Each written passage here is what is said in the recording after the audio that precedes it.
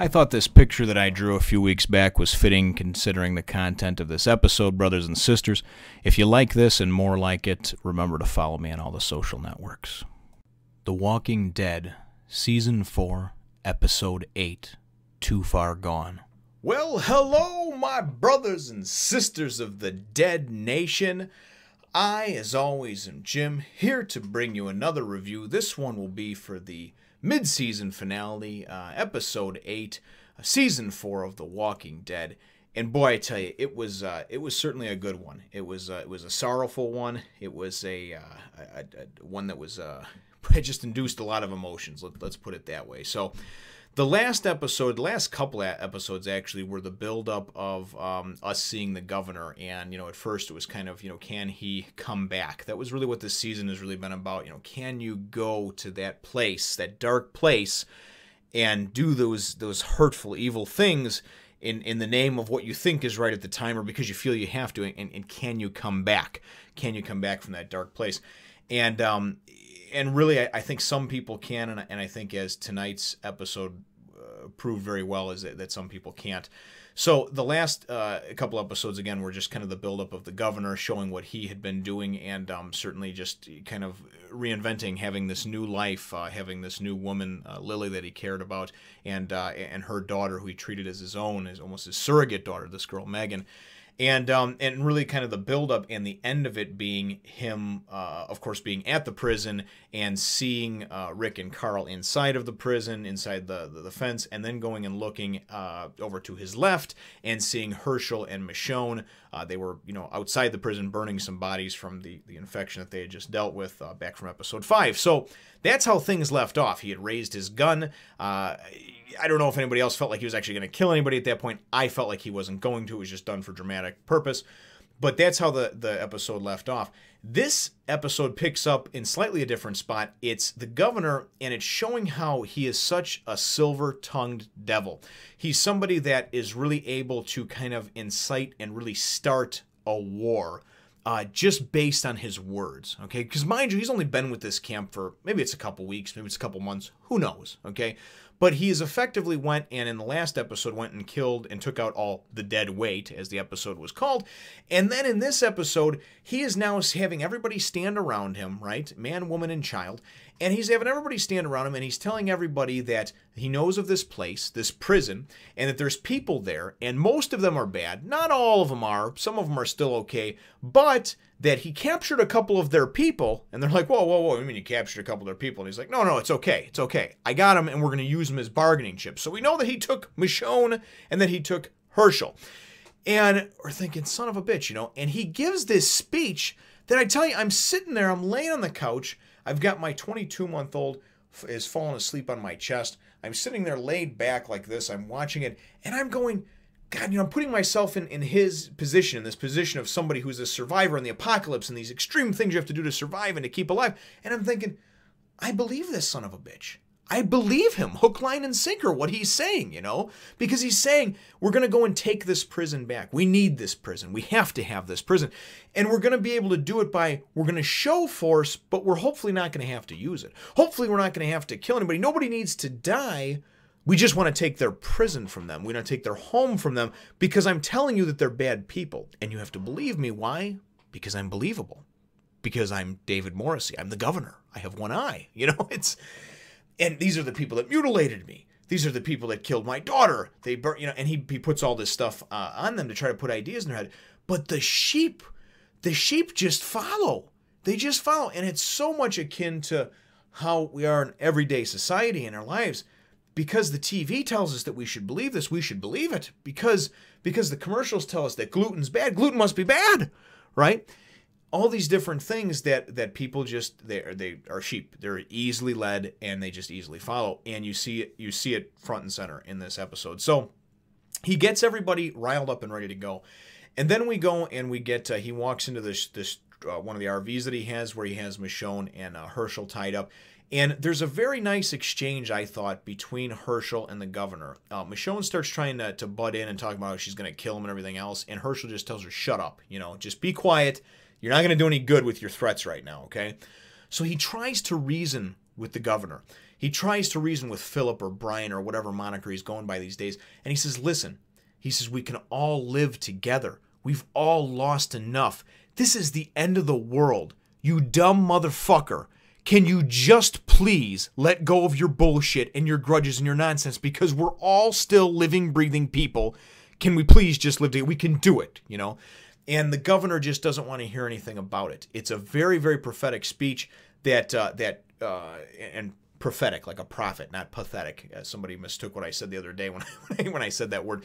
Hershel he's very much like the father figure, the grandfatherly type of the group. And he's really making a lot of sense. He's like, listen, it won't be easy.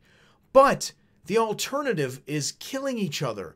And for what? I mean, there's already the world's turned bad. The walkers are out there trying to kill everybody. Can't we just live together? And ultimately, you know, he tells the governor, he says, listen, towards the end of it, as the governor's going to leave the trailer, and he gives him some food and says, yeah, this will all be over soon if Rick listens to me, type of thing, you know, because he wants to take the prison, but he wants to take it peacefully. And Hershel says, yeah, but if you want to take it peacefully, that means that you're willing to use force, right? And if you're willing to use force, then that means that you're willing to kill people. My daughters are in that prison. So if you were to kill my daughters, what type of person are you to take somebody else's, to be upset that somebody took your family from you, but to be able to do it to somebody else's, you know? And the governor looks at him in the eyes and he says, because they're not my daughters. And as much as I hate the guy, I put myself in his shoes and I say, man, if I had lost everything in the end of the world and I had lost my wife and my kids, and I lost them in a brutal way, you know, like that, and I was still alive, would I really care about other people and other people's daughters and their sons and daughters and brothers and sisters, their loved ones? I don't know. So I'm getting too long-winded with this, but it's very, very good beginning and opening to it. So we wind up going to a commercial break, and we come back from it, and we wind up having, it's back at the prison, and it's the confrontation between Daryl and Rick, and them talking about, and Rick obviously having to come clean about how he exiled Carol for what she did. And Daryl's not happy about it. He's really kind of pissed, and he's kind of going like, you know, just straight up crazy hillbilly on Rick, but at the same time, he's not trying to attack him or anything. He's kind of like grudgingly, I know what you did type of thing, you know?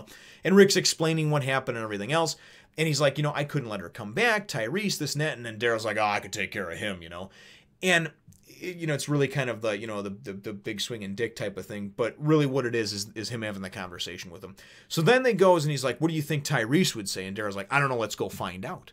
So they're going to go down and find Tyrese. So they're walking around, they're going down in like the tombs kind of area. At least it looks like it's real dark down there, you know?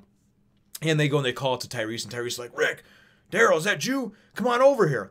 Comes over, and to me, what one of the bombshells of this episode was, other than the things that we'll get to in a few minutes, was that they go and they find what looked like some rats and some just bloody looking, like almost like a little weird altar of some sort. And I've been saying that little girl, right, has been fucked up from the beginning. And I think, and I thought this to begin with, and so did my wife, that Carol was just covering for her because Carol knew that she was the one that maybe actually killed that Karen and David. Now I'm starting to believe that's true because Tyrese finds this and he's like, this is the same rats that we found at the fence. This is the same person that must have killed, David and Karen. And, you know, we got a psychopath living among us. And you're thinking, God damn it, you know. So Rick and Daryl are trying to they're just about to tell him, like, no, it was Carol, right? That's what we think. And maybe it was, maybe it wasn't. We don't know. That's kind of left hanging. And then all of a sudden, the whole freaking screen shakes and everything bad happens. You know, excuse me, forgive me drinking during this episode. I had to have a couple to calm me down. A lot happened. So it's going to be a long one. So buckle in and get ready for the ride. So, anyway, we presume that it's the tank that showed up and that it's a shell hitting it because we know obviously the governor and his people now have a tank. So everybody goes running outside, Rick and Carl and everybody, and Beth and Maggie, and everybody's outside, except for Glenn. There was an earlier exchange between him and Maggie, but it was really just nothing. There was nothing very important. It was just kind of, oh, we're in love. I love you. I'll get you some water. Oh, that's great, you know. So everybody goes outside and we see the tank front and center right outside the gates, right outside the fence, and about 5 or 6 vehicles, about 2 or 3 of them on each side. And Rick, of course, is up higher where they have that higher secondary protected fence or whatever that they have. And Rick sees that it's the governor, and the governor says, Rick, I want to talk to you, you know, and Rick says, no, I don't make those decisions anymore. We have a council now, you know, and Rick is totally, at first I was kind of like, Rick, why are you bitching out, man? Seriously, you know. But Rick's trying to go, and he's trying to do anything he can to avoid the conflict, you know. And he doesn't know at this point that Michonne and that Hershel have been taken, you know. So that changes very quickly as the governor goes and says, no, you're going to have to come down and talk with us because, you know, and he pulls Hershel out, and he pulls Michonne out. They're on their knees. They're in front of the gate. In front of the fence, you know, standing with all his people. He's got people with guns trained on him. They got Mitch, the gung-ho, jarhead, whatever, fucking ex-army guy. He's in the tank looking all cool, like he's going to blow some shit to all hell. And Rick winds up coming down to have a conversation with him. And really, for me, this was one of the most emotional parts of the series that there was, because Rick has very much made it clear that he does not want to be in that dark place. He doesn't want to be that dark person anymore. And he gives this great speech during the course of about 1.5 commercial breaks in between them to the governor about how, and to all of the people that are there too, about how, listen, because the governor goes and what he does, he gives them an ultimatum. He says, listen, he says, these people don't have to die. I want this prison, though. You got until sundown to get out of here, and that's the only way they're going to live. Otherwise, we're just going to come in here and cause a bunch of bloodshed, blah, blah, blah. Rick says, no. You know, we can all live together. You know, governor says, no, that's not happening, this and that. And Rick says, you don't understand. We can all come back. We can all live together. And Rick gives this great speech. I mean, it really was. It was a great speech. And again, it took place over a long period of time. I can't do the whole thing now because I'm already running pretty high into the minutes here on this review. But as I said, this is probably going to be, you know, one of the longer, if not longest ones that I've ever done. So this back and forth goes on for a while, and as it happens, it goes back up to everybody in the prison there that's watching. They all have guns, of course, trained on them. Everybody's pointing their guns at each other from afar. And Carl at one point is like, I can take him out. I can end this right now. And then Daryl goes and he says, yeah, and you can start something else. You know, like, don't be stupid. You know, you go and you shoot him, it's just going to start a war. Your father's going to get shot. Everybody's going to get fucking killed, man. Let's try to end this peacefully. Because even Rick says when he goes down there, he's like, they've got us outmanned and outgunned. You know, we've got to try to figure this one out, you know.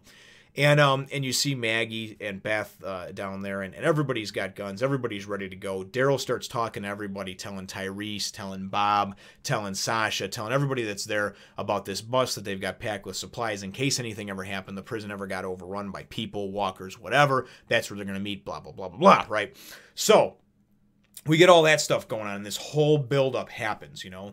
The governor goes and jumps down off of the truck or the tank or whatever that he was on at the time, and he goes and pulls out, as Rick tells him, no, we're not leaving. Sorry, buddy.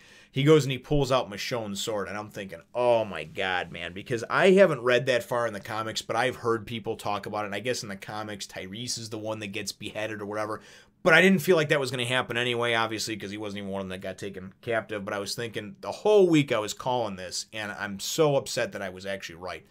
So through this long exchange and in a very, very emotional moment, touching moment, where the governor goes and pulls the sword and puts it to Hershel's neck, right? And you're thinking, oh my God, right? Rick gives this just last-ditch effort speech about, listen, I know it'll be tough, but we can come back from this. We can live together. We don't even have to live in the same cell block. We don't ever have to see each other. And I mean, it's so emotional and it's just so heartfelt, you know, and you're thinking, oh my God. And then the governor goes and he pulls the sword back, and it almost looks like he's going to withdraw the sword for a second. You know, he pulls it back. And then Hershel goes and he looks at Rick and he smiles, man, and tears just started running down my face because I knew what was coming. I had said this from last week, that Hershel was the one they were going to deem expendable on the show, and that they'd been building him up for the last few episodes only so they could cut him down. And the governor goes and he's got that sword. And it looks almost like Rick got through to him for a second, you know. And he just goes and he says, "No, you liar!" And he just fucking whack and just hacks into the side of Hershel's neck, and blood just comes spewing out.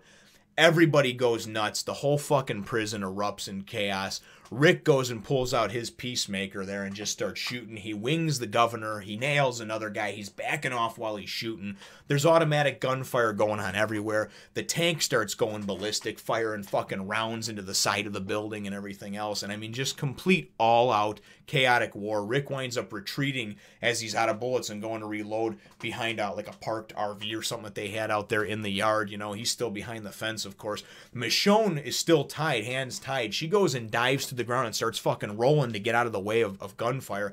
And then it goes to commercial, right? At some point, either right before or right after this, the governor had left Lily, his new wife, woman, whatever, and this girl, the little girl Megan, had left them alone and said to wait for them. And Lily was kind of against him to begin with, what he was doing and everything else, but he kept pitching the whole, we need to have a better place, right, for us and for Megan and everything else. He leaves them by this water, by this lake, and this lake apparently had some problems with flooding, flash flooding or whatever. The little girl Megan is out there playing in the sand. The mother is sitting there watching this walker that's kind of walking into the water and then kind of fell into the water and looking for that and not coming to the aid of her daughter, who is desperately calling her just to come play with her, right? The daughter winds up unearthing this sign that says, you know, the flash flood warning, this and that. And I'm thinking, oh God, right? And then all of a sudden your worst fears come to you, especially if you got kids. All of a sudden the fucking ground starts moving. Hands come up out of the ground. There's a walker that had gotten buried. Obviously it was a human that had gotten buried or killed in this flash flood, or a walker that had got and was up on this beach area. This thing sits up and winds up going in and grasping at the girl, and I'm thinking, oh God, no. And he just fucking lays into her and bites into her.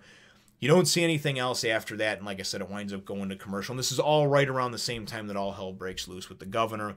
It cuts back to the governor and crew and this all-out war going on. And it's frantic, man. I mean, everybody's they're trying to get kids loaded onto the bus. And I mean, even when Rick was making the case with him, he was trying to appeal to everybody else. And he was like, we've got kids here.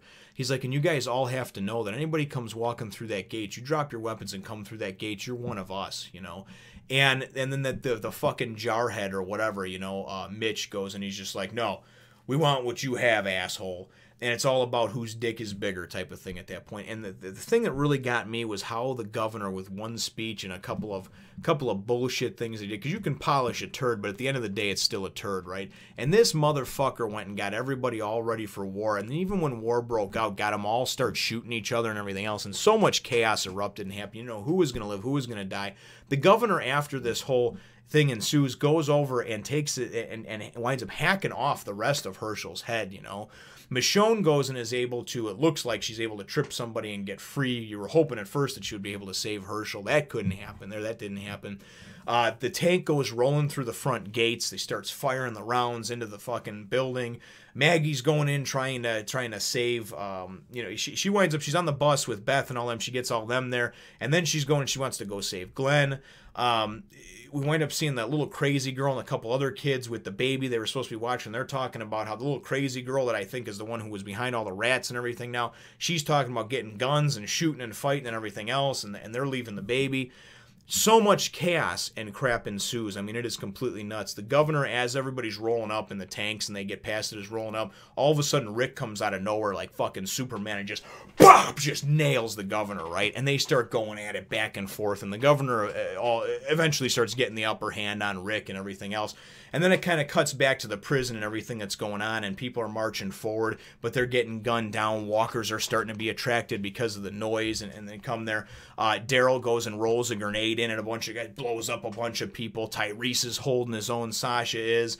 It's just great stuff. I mean, as far as the action, for you action junkies out there that think this show is all about zombie killing, this is the fucking episode for you. Watch it over and over again, because it's like 20 minutes of solid action.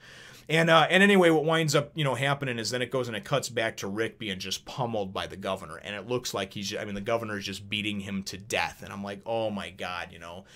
Prior to that woman Lily walked up with the body of her daughter Megan, who had obviously got bit and turned and whatnot. And as they were about to roll through and march up on there, and the governor went over, you know, he was sorrowful. That's all he cares about. He took the girl, shot her in the head, and then went and dropped her, and then told everybody to attack, you know. And so they kind of left it at that. But so back to them. They're fighting her back and forth, but mostly, you know, the governor pummeling Rick. And then all of a sudden, in just a great shot where you see from Rick's perspective, and I mean, it just looks like he's done. I mean, he's beaten, his face is bloodied, you know. And then all of a sudden, man, just fucking his sword comes up out of his chest, and I'm like, oh, thank God. And at first I was thinking, you know, the obvious choice is Michonne. She's the one who did it. But then I was thinking it was that lady Lily, who the daughter and everything else had just died, and she realized that, you know, the lipstick came off the pig, and she realized that this guy is, you know, you can polish a turd, but at the end of the day, he's still a turd, right? And it turns out, though, it is Michonne. She runs his ass through. He falls to the ground. Everybody's cheering. The crowd goes wild. You know, the governor is dead, or presumed to be at that point. And then it goes back to kind of the aftermath and the end of what's left of the action that's going on. The tank, as it's still rolling up through there or whatever, Daryl winds up going and taking it and running up past it and rolling a grenade up into the actual the big cannon, the big front. I don't know what the hell size shot that is on that thing, but whatever millimeter shot that is, he rolls a grenade down in it, right? And that guy Mitch comes jumping out, and the tank goes and blows from the inside or whatever. And as Mitch goes and jumps out, I'm just like, peekaboo, motherfucker, right? And they turn the camera around and they just show Daryl sitting there with his crossbow, like, oh yeah, boy. And Daryl just lets one loose right into his chest and just drops his ass. And I'm thinking, oh, thank you, God, And there was a point, too, where my wife was actually scared that they were going to kill Daryl because there was a zombie coming up behind him and everything else. And then it was cool because you see in the next scene, after it looks like the zombie's about to lunge at it, in the next scene you see Daryl had killed the zombie and he's holding it as a shield in front of him to block the machine gun fire that's coming at him. And I'm like, oh, fuck yeah.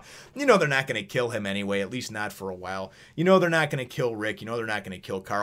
There's actually one point shortly after that when Rick goes and comes back up and he's like just bleeding and all over the place from Michonne.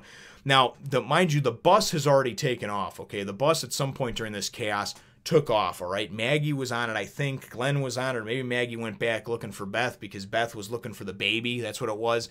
And so everybody's getting split up is what winds up happening at the end of this episode. And the bus takes off or whatever. We don't know where Maggie is. We know Glenn's on the bus. I think Maggie, if I remember right, got off, and she was looking for Beth because Beth was looking for the baby, Judith, right? We wind up going and seeing, and Rick's like, where's Carl? Where's Carl? And I mean, it's so emotional because he's such a great actor, that Andrew Lincoln. I mean, he just makes you want to cry with him, and you're just thinking, where is Carl, Then my wife's like, oh no. And I'm like, they're not going to kill Carl. Trust me, So sure as shit, right, as some zombies are coming and walking and shambling towards Rick, all of a sudden, pop, pop, and there's Carl, badass motherfucker, with his daddy's hat on over there with a shotgun, So him and Daddy take out some other guys, some other zombies, I guess I should say, and because everybody else is pretty much dead at this point. And then they wind up seeing the car seat that Judith was in, and in the comics, I heard that the baby died differently with Lori and everything else. And listen, I got 3 kids, so it's hard for me to talk about this period, but we're led to believe that maybe the baby is dead and they just didn't want to show it on screen because the car seat's there. The little crazy girls were watching over or whatever, and they decided to take guns and go. And that's another thing, too, that Alicia, the lesbian girl, the lesbian lover of the one girl, her and another girl came up, whatever, and it was a best kill of the year by far. You see that little crazy girl that was playing Dancing in the Blood a couple episodes ago or whatever, go and pull a gun out and just fucking pop her right in the head, But those little girls were actually at the time watching Judith, and we're supposed to get her to the bus. And I don't know what happened. I just know that there's a bloody car seat there, and I'm not excited about it. I'm not happy about talking about it, but you got to mention it because it did happen in there. And they leave us hanging, Is the baby dead? I mean, is it not? I don't know. Like I said, again, I'm not sure, and it's difficult for me to really. I'm just too emotionally invested with kids myself to talk too much about it. I understand it's a work of fiction, and it's a show and everything else, but like I said, I think that it may be that they're alluding to that the baby was a casualty in this war. They just didn't want to actually show a dead baby on TV, which is very understandable. So ultimately, everything wraps up shortly after that. You wind up seeing towards the end the governor laying there, and he's still alive even after getting run through by Michonne's sword, right? And she leaves him there too, by the way, a few minutes earlier. Michonne leaves him, just like, fuck him, let him choke and die and get eaten by the walkers. And you see the walkers approaching him. Looks like it. You can see him around and everything like that. And that woman, Lily, walks up, and with his nickel-plated Beretta or whatever that kind of pistol was that he had, maybe it was an M911, I forget. But anyway, she comes up with this thing, man, and she just goes and points at his head like, you mother... and just right in the head, So the governor is done. As much as I love David Morrissey as an actor, he played a great bad guy because I love to hate him. He is done. That's the end of that. But ultimately, the group is split. There was supposed to be some meeting point south that they were going to meet up at or whatever if everything went to shit. That's what Daryl was talking about. But the bus is gone. Maggie and Beth are somewhere we don't know. Rick was with Michonne and Carl. So I don't know who's gone where. But ultimately, the prison is burning. It's falling. And all the chaos and noise has attracted walkers from everywhere because the episode ends with all these walkers starting to just converge on the prison. So the prison has fallen. It's done. And ultimately, that's how things end. Now, it's going to be tough to wait for 3 or 4 months, whatever it is, I think, until February to see. Luckily, I get the holidays and family and everything that tied me over. But ultimately, my episode question is, what did you think of this mid-season finale?